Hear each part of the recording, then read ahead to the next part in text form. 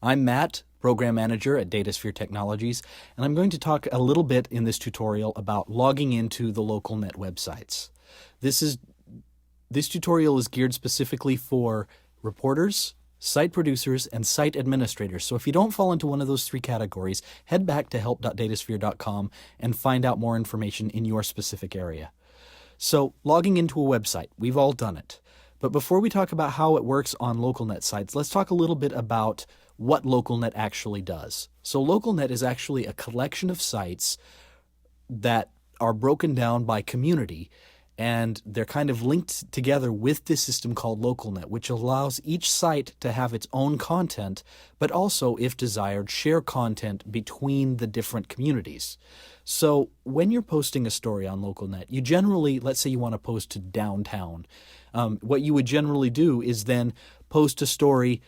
You'd want to log on to the downtown website. So you'll notice here I'm on downtown.localnet.datasphere.com. So I'm on the downtown site right now, and I want to post a story on downtown. Before I can do that, I've got to log in. So you'll notice at the top of the page there's a little login link here. And I'm going to go ahead and log in as a reporter. This time it's Clark Kent. And I'm going to log in. Now, by default, when you log into a site, you only log into that one site. So let's say you wanted to post a story on Little Italy. Well, you can't do that. You can't do that from here. You actually have to go to the Little Italy site. And because by default we've got it turned off, in order to do that, you'd have to log in again on the Little Italy site, even though it's the same username and password. So you'll notice here's Clark Kent's profile and his picture, very dashing. But over here on the right, there's a box that says Enable Global Login.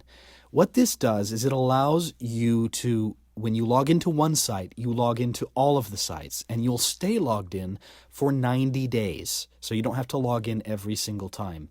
Now, this is great for some ways, and not so great for others. So let's go through this. I'll show you how it works, and then we'll talk about when you should and should not use it. So I'm going to go ahead and click on Enable Global Login. When you do that, it's actually going to go back and ask you to log in again. So I will go select Clark Kent again and log in one more time. And this time, I'm logged in for all of the sites. So if I go up here and I decide I want to go to Little Italy now, and I'm still logged in. And you can tell I'm logged in by this up here. I can go to my account or I can log out. If it says log out, that means you are logged in fact. So that's how you turn on global login. That will allow you access to all of the sites that you have access, that you've been granted access to by your site administrator.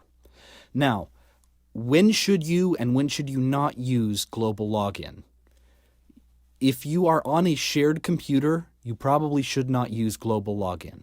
If other people use your machine, they then have the ability to go on and log on to these sites and post stories without your permission, but using your name. That could be a very bad thing.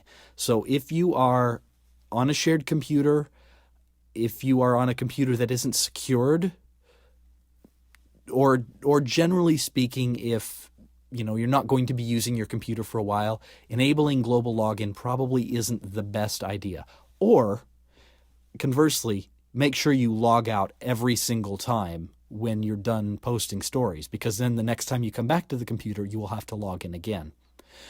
Now, I mentioned that this tutorial is specifically for reporters, site producers, and site administrators.